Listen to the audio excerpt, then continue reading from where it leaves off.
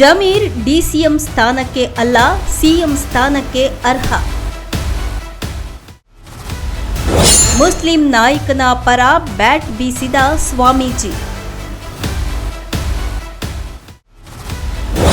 ಸಿದ್ದು ಜಮಾನದಲ್ಲಿ ಜಮೀರ್ ಗತ್ತೆ ಬೇರೆ level. DK ಗರಡೀಲಿ ಸೈಡ್ಲೈನ್.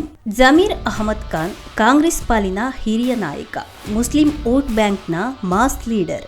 ಹೀಗಾಗಿಯೇ ಸಿದ್ದರಾಮಯ್ಯ ಸರ್ಕಾರ ಇರೋವರೆಗೂ ಸಹ ಜಮೀರ್ ಅವರ ಗತ್ತು ಬೇರೆ ಲೆವೆಲ್ಗೆ ಇತ್ತು. ಆದರೆ ಇವತ್ತು ಇದೇ ನಾಯಕ ಸೈಡ್ಲೈನ್ ಆಗೋ ಆತಂಕದಲ್ಲಿ ಇದ್ದಾರೆ. ಜಮೀರ್ ಮೇಲೆ ಬಂದಂತಹ ಒಂದೇ ಒಂದು ಆರೋಪ ಇವರ ರಾಜಕೀಯಕ್ಕೆ ಕಗ್ಗಂಟಾಗಿ ಕಾಡ್ತಾ ಇದೆ. ಸಚಿವ ಸಂಪುಟದ ಮೊದಲ ಪಟ್ಟಿಯಲ್ಲೇ ಇರಬೇಕಾಗಿದ್ದಂತಹ ನಾಯಕ ಈಗ ಸಚಿವ ಸ್ಥಾನ ಸಿಗುತ್ತೋ ಇಲ್ವೋ ಅನ್ನೋದೇ ಡೋಲಾಯಮಾನವಾಗಿದೆ. ಜಮೀರ್ ಅವರಿಗೆ ಸಚಿವ ಸ್ಥಾನ ಕೈತಪ್ಪಿದ್ದಕ್ಕೆ ಬೆಂಬಲಿಗರು ಸಿಡಿದೆದ್ದಿದ್ದಾರೆ. ರಾಜ್ಯದ ಹಲವು ಜಿಲ್ಲೆಗಳಲ್ಲಿ ಮುಸ್ಲಿಂ ಸಮುದಾಯದ ಮುಖಂಡರು ಜಮೀರ್ ಅಹಮದ್ ಅವರಿಗೆ ಸಚಿವ ಸ್ಥಾನ ನೀಡುವಂತೆ ಪ್ರತಿಭಟನೆಯನ್ನ ನಡೆಸ್ತಾ ಇದ್ದಾರೆ. ಈ ಬೆನ್ನಲ್ಲೇ ಜಮೀರ್ ಪರ ಸ್ವಾಮೀಜಿಯೊಬ್ಬರು ಬ್ಯಾಟ್ ಬೀಸಿದ್ದಾರೆ. ಜಮೀರ್ ಅಹಮದ್ ಅವರು ಸಚಿವ ಅಲ್ಲ, ಉಪಮುಖ್ಯಮಂತ್ರಿ ಕೂಡ ಅಲ್ಲ, ಅವರು ಸಿಎಂ ಹುದ್ದೆಗೆ ಅರ್ಹತೆ ಇರೋರು ಅಂತ ಬೆಂಬಲವನ್ನ ವ್ಯಕ್ತಪಡಿಸಿದ್ದಾರೆ.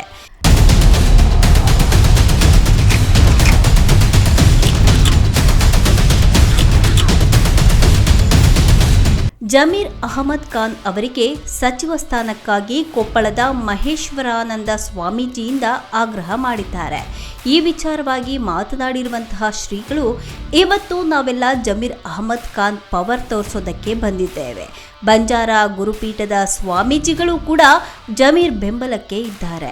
ಜಮೀರ್ ಅವರು ಸಚಿವ ಅಲ್ಲ, ಉಪಮುಖ್ಯಮಂತ್ರಿಯೂ ಅಲ್ಲ, ಅವರು ಸಿಎಂ ಹುದ್ದೆಗೆ ಅರ್ಹತೆ ಇರೋರು. ರಾಜ್ಯದಲ್ಲಿ 1,40,00,000 ಮುಸ್ಲಿಮರು, 2 ಕೋಟಿ ದಲಿತರು ಇದ್ದಾರೆ. ಅವರು ಮುಸ್ಲಿಮರ ನಾಯಕ ಮಾತ್ರ ಅಲ್ಲ, ಅಹಿಂದ ವರ್ಗದ ನಾಯಕ ಅಂತ ಹೇಳಿದ್ದಾರೆ. ಜಮೀರ್ ಅಹಮದ್ ಅವರನ್ನ ಹೀಗೆ ಕಡೆಗಣಿಸ್ತಾ ಇರೋದು ಬಹಳ ಅನ್ಯಾಯ.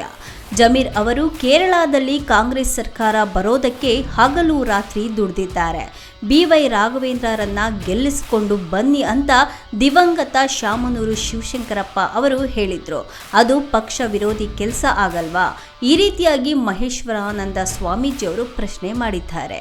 ಜಮೀರ್ ಅಹಮದ್ ಖಾನ್ ಅವರು ಕೇವಲ ನಾಯಕ ಮಾತ್ರ ಅಲ್ಲ, ಅವರೊಂದು ಪವರ್.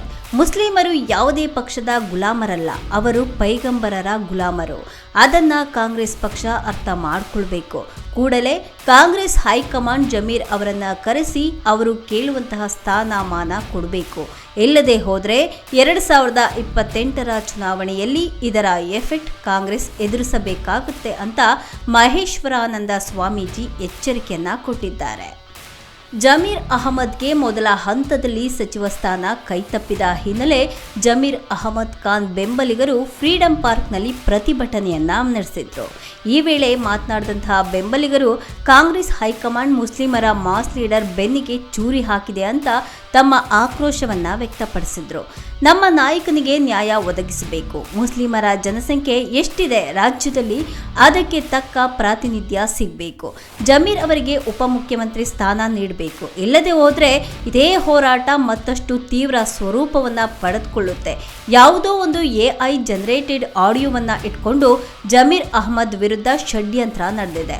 ಇದನ್ನ ಕಾಂಗ್ರೆಸ್ ಹೈಕಮಾಂಡ್ ಗಮನ ಇಟ್ಟು ನೋಡಬೇಕಾಗತ್ತೆ, ನ್ಯಾಯವನ್ನ ಕೊಡಬೇಕಾಗತ್ತೆ ಅಂತ ಅವರ ಬೆಂಬಲಿಗರು ಕೂಡ ಆಗ್ರಹ ಮಾಡಿದ್ದಾರೆ.